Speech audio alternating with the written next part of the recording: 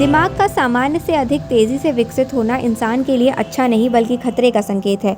स्वास्थ्य विशेषज्ञों की माने तो ऐसा होने पर मनुष्यों में बौद्धिक विकलांगता या फिर ऑटिज्म विकसित होने की आशंका होती है। अब सवाल ये है कि ऑटिज्म क्या है? दरअसल ये एक मानसिक विकार है जिससे सोचने, संवाद करने, बातचीत करने या सामाजिक संकेतों को समझने में परेशानी होती है। ईटी हेल्थ वर्ल्ड की एक रिपोर्ट के मुताबिक भारत में लगभग 1.8 करोड़ लोगों में ऑटिज्म की पहचान की गई है। 2 से 9 साल की उम्र के लगभग 1 से 1.5% बच्चे भी इससे प्रभावित हैं। ऑटिज्म ब्रेन की एक स्थिति है जिससे न्यूरो डेवलपमेंट डिसऑर्डर भी कहते हैं। इसमें किसी बच्चे का मानसिक विकास अन्य बच्चों के मुकाबले सामान्य नहीं होता है और बच्चे का दिमाग दूसरे बच्चों के दिमाग से अलग तरीके से काम करता है। इसे मेडिकल टर्म में ऑटिज्म स्पेक्ट्रम डिसऑर्डर भी कहते हैं। ये ज़्यादातर मामलों में पैदाइश के समय ही होता है और काफ़ी कम उम्र में ही बच्चे में इसके लक्षण दिखाई देने लगते हैं। ऑटिज्म से पीड़ित बच्चा और लोगों से अलग व्यवहार करता है। उसे सामान्य लोगों के साथ बातचीत करने में परेशानी आती है और वो दूसरों की बात समझने में भी कठिनाई महसूस करता है। वो बस अपनी धुन में रहता है और उस पर किसी चीज़ का कोई असर नहीं होता। हालांकि कई माता पिता के लिए ये समझना काफ़ी मुश्किल होता है कि ऐसी स्थिति में बच्चों को सिर्फ और सिर्फ माता पिता ही समझ सकते हैं। चूँकि इस स्थिति को थेरेपी की मदद से बेहतर किया जा सकता है, ऐसे में माता पिता का सहयोग बेहद ज़रूरी होता है। आइए आपको विशेषज्ञ की राय के साथ इस डिसऑर्डर के बारे में समझाते हैं। आरोग्य इंडिया से जुड़ी हैं डॉक्टर पारुल प्रसाद, उन्हीं से समझते हैं इसके बारे में। ऑटिज्म स्पेक्ट्रम डिसऑर्डर एक ग्रुप ऑफ कंडीशन से अम्ब्रेला टर्म यूज किया जाता है। इसमें बहुत सारे डिसऑर्डर्स आते हैं। बेसिकली न्यूरो डेवलपमेंटल डिसऑर्डर है, मतलब कि जैसे जैसे बच्चा बड़ा होता जाता है तो उनका जो ब्रेन रहता है उसमें उसके डेवलपमेंट में कुछ प्रॉब्लम्स आती हैं जिसकी वजह से ये होता है। सो ऑटिज्म स्पेक्ट्रम डिसऑर्डर के अंदर में जैसे कि कुछ बीमारियां इंक्लूड और कुछ डिसऑर्डर्स इंक्लूड होते हैं, जैसे कि Asperger's disorder, Rett's disease, autism. So इस तरह के कई या परवेसिव डेवलपमेंटल डिसऑर्डर वगैरह इंक्लूड होते हैं। सो बेसिकली प्रॉब्लम इसमें कहाँ आती है, जहाँ पर बच्चे का जो कम्युनिकेशन रहता है उसमें दिक्कत हो सकती है, उनका जो एक बिहेवियर रहता है उसमें दिक्कत हो सकती है, या फिर उनका जो एक कुछ लोगों में रेपिटेटिव बिहेवियर्स देखने को मिलते हैं। तो इस तरह के प्रॉब्लम्स देखने को मिल सकते हैं। यूजुअली ऐसा देखा जाता है कि जैसे बच्चा डेवलप करता है तो हो सकता है सडनली उसने स्पीच एक्वायर किया है एंड वॉक कर रहा है, हर तरह का माइलस्टोन्स अचीव किया है and all of a sudden वो रिग्रेस कर जाता है, यानी कि उसका जो जितना भी बोलना सीखा था वो सडनली उसका वो भूल गया, वापस से अपना जो डेवलपमेंटल माइलस्टोन्स अचीव किए थे वो उसमें पीछे चला जाता है। तो इस तरह के जो डिसऑर्डर्स रहते हैं उसको हम लोग ऑटिज्म स्पेक्ट्रम डिसऑर्डर बोलते हैं। अगर हम लोग बात करते हैं ऑटिज्म की तो ये एक स्पेसिफिक टर्म है जिसमें कुछ ऐसे सिम्टम्स इंक्लूड होते हैं जैसे कि बच्चे को कम्युनिकेशन में बहुत दिक्कत होती है, स्पेशली नॉन वर्बल कम्युनिकेशन, यानी कि अगर कोई हम लोग जेस्चर्स के थ्रू बात करते हैं, फेशियल एक्सप्रेशंस के थ्रू बात करते हैं, वो वर्ड्स नहीं यूज करते हैं या लिटरल सेंस में हम लोग बात नहीं करते हैं तो बच्चे को समझने में प्रॉब्लम आती है। इसके अलावा जैसे जो सोशल कम्युनिकेशन रहता है, जैसे नॉर्मली हम लोग एज एन इंडिविजुअल एक सोसाइटी में फंक्शन करते हैं तो हम लोग का 4 लोग अगर बैठे हैं तो उनके साथ इंटरैक्ट करेंगे, बट जिन बच्चों को ऑटिज्म या ऑटिज्म स्पेक्ट्रम डिसऑर्डर रहता है तो उसमें उन लोगों को वन ऑन वन इंटरैक्शन में बहुत प्रॉब्लम आती है। तो वो लोग यूजुअली सॉलिटरी रहना पसंद करते हैं, जो खेल भी खेलते हैं, प्ले भी उनका सॉलिटरी ही रहता है। अगर कुछ गेम्स रहेंगे तो उसमें वो लोग टॉयज अपनी तरफ करके अकेले खेलना पसंद करेंगे।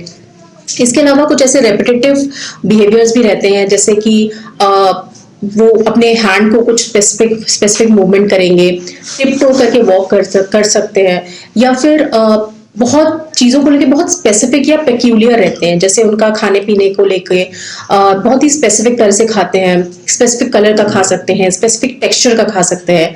इसके अलावा जो उनका रूटीन होता है उसमें वो किसी भी तरह का चेंज उन लोगों को बर्दाश्त नहीं होता है, बहुत फिक्स्ड रहते हैं अपने रूटीन को लेके। तो अगर वो उन लोगों का पर्टिकुलर टाइम है सोने का तो उसी टाइम पे सोना है, अगर उनका एक रूटीन सेट है तो वैसे ही होना चाहिए। अगर वो किसी नई जगह जाते हैं तो वहां पर उनको रहने में, एडजस्ट करने में दिक्कत आती है। तो ये सारे सिम्टम्स हमें एएसडी के बच्चे में देखने को मिलते हैं। डॉक्टर पारुल से ही जानते हैं कि आखिर ऑटिज्म के लक्षण बच्चों में कब और कैसे नजर आने लगते हैं जिन्हें पहचानना जरूरी हो जाता है।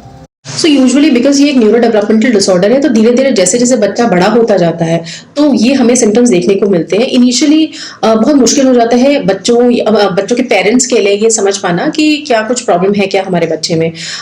तो यूजुअली जो एज ग्रुप रहता है 2.5 साल से ऊपर, 3 साल के ऊपर, ये सिम्टम्स आने लगते हैं और जो यूजुअल डायग्नोसिस की एज रहती है वो समवेयर अराउंड 5 to 6 ईयर्स रहती है, बिकॉज इनिशियली लोगों को लगता है कि शायद कान में कुछ प्रॉब्लम है, सुन नहीं पा रहा है, क्योंकि यूजुअली ऐसे बच्चों में देखा जाता है कि अगर आप नेम कॉलिंग करते हो, अगर उनको नाम से आप बुलाते हो तो वो पलट के नहीं देखते हैं, तो पहले बच्चों पेरेंट्स को ये लगता है कि शायद वो सुन नहीं पाता है, फिर वहां से वो रेफर होके, तो ऐसे ऐसे करके जो फाइनल जो रेफरल आता है और फाइनल डायग्नोसिस होती है तो उसमें थोड़ा टाइम लैप्स हो जाता है। तो इस तरह से जो बच्चों के सिम्टम्स रहते हैं वो तो जैसे मैंने बताया 2.5 से 3 साल की उम्र में देखने को मिल जाएंगे, एंड यूजुअल डायग्नोसिस 5 साल तक यूजुअली हो जाता है। और अगर माइल्ड सिम्टम्स रहते हैं तो कभी कभी वो अनडायग्नोज ही चले जाते हैं। यूजुअली जो मॉडरेट टू सिवियर लेवल का ऑटिज्म रहता है जिसमें बच्चे का फंक्शनिंग हैम्पर हो रहा है, या फिर यूजुअल जो आई कॉन्टैक्ट रहता है वो बच्चा नहीं कर रहा है, बाकी बच्चों के साथ घुल मिल नहीं रहा है। ऑटिज्म के जो कॉजेज रहते हैं उसमें से एक बहुत मेन कॉज जो है वो जेनेटिक्स ही रहता है, और बहुत सारे केसेस में कुछ जेनेटिक म्यूटेशन हो सकता है, कुछ क्रोमोसोमल एबनॉर्मेलिटी हो सकती है, हमारे जो क्रोमोसोम जो डीएनए मटेरियल रहता है उसमें कुछ प्रॉब्लम हो सकती है। इसके अलावा मैटरनल एज, अगर एडवांस मैटरनल एज है, पैटर्नल एज है, मतलब आजकल जैसे जो सिनेरियो है उसमें जो फीमेल्स रहते हैं they usually tend to conceive after the age of 30, तो जितने ज़्यादा एज बढ़ती जाती है उसमें ऑटिज्म के भी चांसेस बढ़ते जाते हैं। इसके अलावा कुछ एनवायरमेंटल फैक्टर्स भी रहते हैं। अगर ड्यूरिंग प्रेगनेंसी फीमेल को कोई इन्फेक्शन हो गया है, स्पेशली कोई वायरल इन्फेक्शन हो गया है, तो अगेन उसके चांसेस बढ़ जाते हैं। जिंक डेफिशिएंसी भी एक one of the most common causes देखा गया है जिसकी वजह से बच्चों में या जो फीटस रहता है उसमें ऑटिज्म होने के चांसेस हो सकते हैं। लखनऊ के ट्राइडेंट हॉस्पिटल में ऑटिज्म से ग्रसित बच्चों के लिए खास रिहैबिलिटेशन सेंटर संचालित किया जा रहा है। इस बारे में भी डॉक्टर पारुल ने जानकारी दी है। अभी बिकॉज ऑटिज्म को लेके अवेयरनेस भी बढ़ा है, एंड प्लस ऑटिज्म का प्रेवलेंस भी बढ़ता जा रहा है, बिकॉज जैसे मैंने बताया बहुत सारे फैक्टर्स इसके लिए रिस्पॉन्सिबल हैं, तो इसको लेके अवेयरनेस भी डे टू डे बढ़ता जा रहा है। और हमारे पास ऐसे बहुत सारे सेंटर्स भी हैं जो सिटीज़ में, मेट्रो सिटीज़ में, इवन स्मॉलर सिटीज़ में खुल रहे हैं। बट प्रॉब्लम यहाँ पर आ जाती है एक क्वालिटी स्टाफ की, एक स्पेशलाइज स्टाफ की, क्योंकि अगर हमारे पास प्रॉपर स्टाफ या प्रॉपर ट्रेन्ड स्टाफ नहीं अवेलेबल है तो जो बच्चे का जो एक ट्रीटमेंट प्रोसेस है उसमें अगर कहीं पर भी कोई देरी होती है तो उसमें फिर आगे चल के प्रॉब्लम होगा। क्योंकि ऑटिज्म का जो एक बहुत इंपॉर्टेंट एस्पेक्ट है वो ये है कि अगर आप अर्ली ऑन इंटरवेंशन करना स्टार्ट कर देते हो तो काफ़ी हद तक जो बच्चा होता है वो मेन स्ट्रीम में शामिल हो सकता है। तो अगर उनका डायग्नोसिस अर्ली हो गया एंड आपने ट्रीटमेंट उनका as soon as possible start कर दिया, इसमें आपका स्पीच थेरेपी इंक्लूडेड रहता है, ऑक्यूपेशनल थेरेपी रहता है, बिहेवियरल थेरेपी रहता है। सो इस तरह के जो थेरेपीज रहते हैं अगर आपने प्रॉपर टाइम पे स्टार्ट कर दिया तो आपका बच्चा काफ़ी हद तक इम्प्रूव कर जाता है। बट जो हमारा स्पेशलाइज सेंटर है for child rehabilitation and for neuro developmental disorders Trident का, तो इसमें हमारे पास एक बहुत वेल ट्रेन्ड स्टाफ है। हमारे पास बहुत वेल ट्रेन्ड ऑक्यूपेशनल थेरेपिस्ट हैं, स्पीच थेरेपिस्ट हैं, बिहेवियरल थेरेपिस्ट हैं, हमारे पास चाइल्ड साइकोलॉजिस्ट हैं, साइकियाट्रिस्ट हैं। So everything under a roof है हमारे पास सारी सर्विसेज। तो कहीं पर भी कुछ भी प्रॉब्लम होती है तो वी नो कि हमें किनको कहाँ रेफर करना है। सो ये जो हमारा सेंटर है यहाँ पर सारे जो हमारा टीम है, जो speech therapist, occupational therapist, behavioural therapist, child psychologist, psychiatrist, special educators, ये सब अंडर वन रूफ है। यूजुअली बाकी सेंटर्स में कैसा रहता है कि आपके पास स्पीच थेरेपिस्ट हो गए, ऑक्यूपेशनल थेरेपिस्ट हो गए, बट आपके पास साइकियाट्रिस्ट नहीं है या साइकोलॉजिस्ट नहीं है, जो कि एक मेजर डेटरेंट रहता है। तो आपको नहीं पता रहता है कि कहाँ पर जो बच्चा है उसको शायद कंसल्टेशन की ज़रूरत है, कहाँ उसको थेरेपी की ज़रूरत है, apart from speech and occupational therapy. So I think ये सारी चीज़ें कंबाइंड इनटू वन जो हमारा ट्राइडेंट प्रोवाइड कर रहा है, this is one of its kind. And I hope जितने भी ऐसे बच्चे हैं जिनको इस तरह की कोई भी परेशानी है वो हमारे सेंटर पे आके इसका लाभ ज़रूर उठा सकते हैं।